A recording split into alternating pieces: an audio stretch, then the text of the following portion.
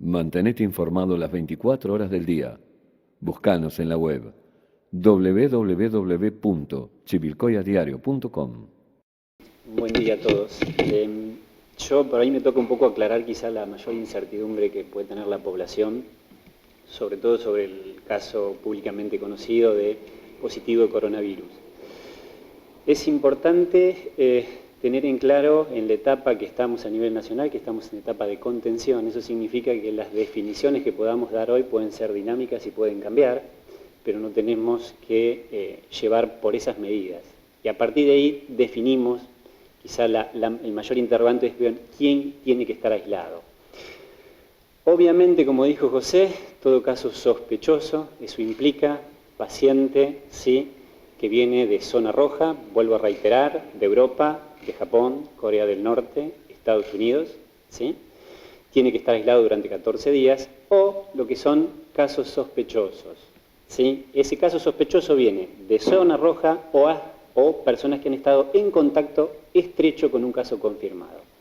Este es el mayor interrogante. ¿Quién es el contacto estrecho?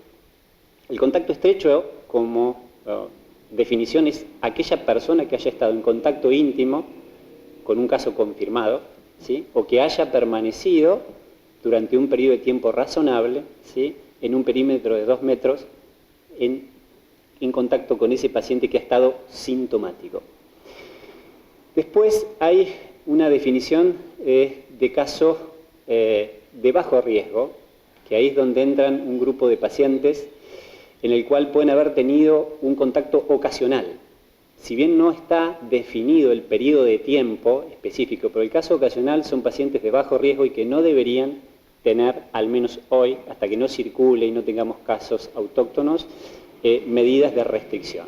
Por lo tanto, contacto estrecho significa aquella persona que ha estado en contacto íntimo, que ha estado en ambientes cerrados, en contacto con esta persona, ¿sí? Esos pacientes son los que tienen que estar 14 días en aislamiento, en contacto con nosotros lo hagan, ¿sí? Porque para su salud y para nuestra salud también dependemos de que cumplan con esto, es fundamental. Podemos tomar todas las medidas médicas, pero si no tomamos conciencia social de que las personas que estuvieron en contacto estrecho permanezcan en domicilio, realmente ahí estamos en problemas. Entonces depende mucho de la conciencia social que tengamos para nosotros y para ellos mismos también. Por lo cual, bueno, por ahora el aislamiento hoy es este. Las medidas de aislamiento pueden cambiar a medida que vaya o no evolucionando lo que es la pandemia. Los países que lograron mitigar un poco y disminuir las curvas de contagio, que son China y Corea del Sur, lo hicieron a través de medidas que no son simpáticas, ¿sí? Pero que son medidas de restricción. Obviamente nosotros no estamos en esa etapa, pero por experiencias previas que tienen el público conocimiento, Italia, España, que llegaron un poco tarde con esto, bueno, el consejo es tratar de evitar aglomeración, ¿sí? Eso no significa entrar en pánico, pero fundamentalmente tratar de evitar aglomeración de personas, ¿sí? Seguir con la vida rutinaria diaria, pero bueno, si podemos evitar reuniones, si podemos evitar aglomeraciones de personas, o sea, eso significa personas, digamos, con un perímetro de 2 metros en ambientes cerrados, por la posibilidad de contagio por microgota.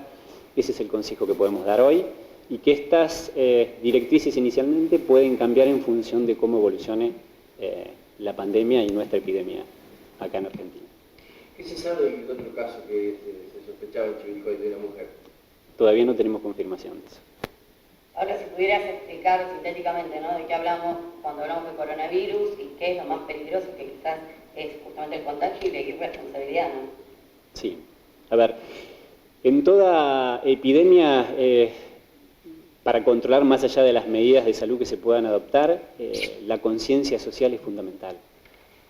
Si no contamos con la conciencia social, sobre todo de las restricciones que tienen que tener aquellos pacientes que tienen indicación de cuarentena, ese es el problema fundamental.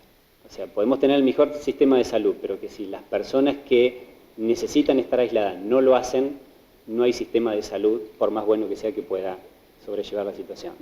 Algo que me quedó pendiente, que por ahí han consultado mucho, es cuáles son las medidas que tienen que adoptar, por ahí es un juego de palabras, pero los contactos que estuvieron en contacto con un caso estrecho. Definimos de vuelta caso estrecho como aquella persona que estuvo en contacto íntimo con un caso confirmado. ¿Qué hacemos con las personas que estuvieron en contacto, digamos, con ese contacto estrecho? Por ahora no tienen ninguna medida de restricción. ¿Sí? ¿Soy claro en esto? Por lo cual, porque hay mucha incertidumbre, si, bueno, A, que es el caso confirmado, estuvo en contacto con B, ¿sí? Y C estuvo en contacto con B. Bueno, C no tiene que estar en aislamiento, excepto que caso B se transforme en un caso sospechoso. ¿Qué significa caso sospechoso? Que empiece a tener fiebre, ¿sí? Que empiece a tener síntomas de vía aérea superior, ¿sí? Conjuntamente con que se confirme el caso inicial.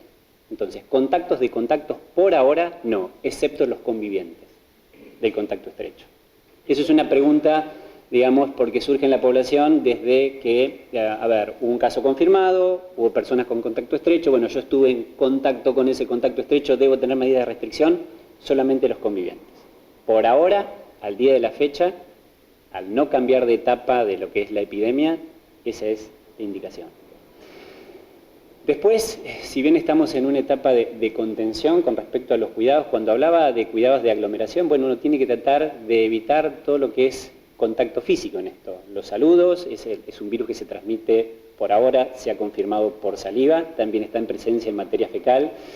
No se sabe realmente si se transmite por materia fecal, pero el virus está en materia fecal, no está en orina, pero la transmisión es por saliva.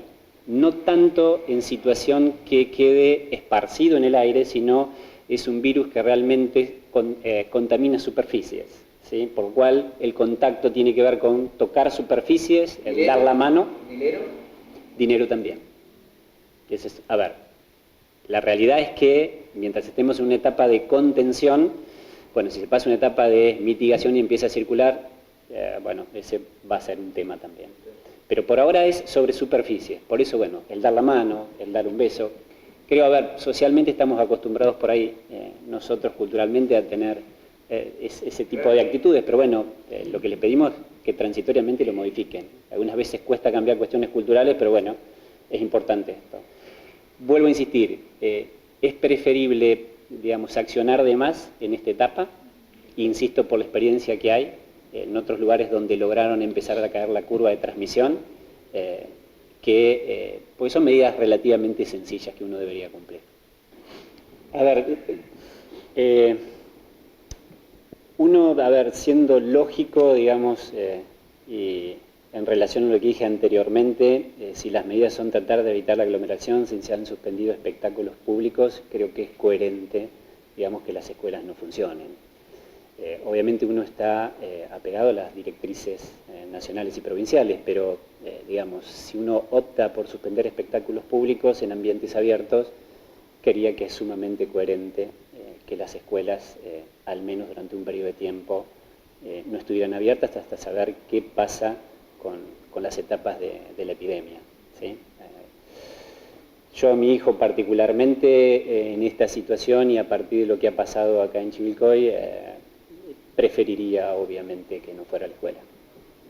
Ahora un poco para llevarle tranquilidad a la gente, ¿no? Se conoce la cantidad de muertes, se conocen obviamente la cantidad de contagios, se sabe que el coronavirus es sumamente contagioso, pero también, ¿cómo podrías explicar las distintas franjas etarias en cuanto justamente al contagio y a la evolución, ¿no? El virus en realidad, bueno, es un virus con mucho grado de contagio, esa es la realidad. Creo que son de público conocimiento, pero vamos a reiterar, los pacientes que han evolucionado en forma no adecuada y que han terminado en insuficiencia respiratoria, con fallo multiorgánico, principalmente han sido personas mayores de 60 años con comorbilidades, eso significa enfermedades crónicas, insuficiencia renal crónica, insuficiencia cardíaca, enfermedades oncológicas o enfermedades que generan inmunodepresión. Eso es el mayor porcentaje de pacientes que sufrió mortalidad. Pero también es real que hay un grupo de pacientes de menor edad que han tenido complicaciones graves, pero de esos pacientes, ¿sí?, que es una media de 50 años, si bien han tenido complicaciones graves, no han tenido tanta mortalidad. O sea, uno separa lo que es complicaciones graves de lo que es la potencialidad de mortalidad. La mayor mortalidad la han tenido pacientes mayores o pacientes con comorbilidades. Pacientes de menor edad han tenido complicaciones, pero afortunadamente, por lo menos de que hay de la experiencia, tienen mucha menor mortalidad. Por ahora en chicos, si bien no es mi campo, pero no hay reportes por lo menos de complicaciones graves. Sí tienen gran poder de contagio. Esto en realidad son hipótesis, estamos aprendiendo de día todos nosotros. Particularmente el virus tendría mayor posibilidades de replicación en los adultos porque hay receptores pulmonares. Los virus para poder replicarse necesitan ingresar a nuestras células y el pulmón y el intestino en los adultos. Y particularmente ahí acá hay factores genéticos en el cual la expresión de esos receptores es mayor en algunas personas y particularmente en mayores. Por eso tienen la posibilidad de ingresar y replicarse, y quien tiene comorbilidades obviamente le va a ir peor en esto. Y aparentemente los chicos en realidad tienen menos receptores, eso significa que pueden ser portadores, pero el virus no tiene la potencialidad de ser tan agresivo. En realidad, por ahora son hipótesis, y todos nosotros estamos aprendiendo día a día de las experiencias de los países que han tenido, digamos, estos cuadros con antelación. Un poquito para cerrar. Ante cualquier duda, el 107. Sí. La idea es que la gente no se traslade a ámbitos hospitalarios, específicamente volvemos a lo mismo por el tema aglomeración. ¿Sí?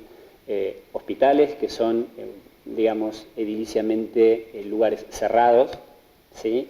Los privados pasa exactamente lo mismo. Entonces la idea es que permanezcan en sus casas, llamen al 107, bueno, el operador evaluará, digamos, si es un paciente sospechoso por definición, ¿sí? Que volvemos a reiterar lo mismo, el paciente sospechoso es aquel paciente que presenta fiebre, más uno o más de estos síntomas, tos, dolor de garganta o dificultad respiratoria, que ha venido de zona roja o que ha estado en contacto estrecho con un paciente confirmado, ¿sí? Ante esta presencia de estos ítems, bueno, tienen que llamar al 107.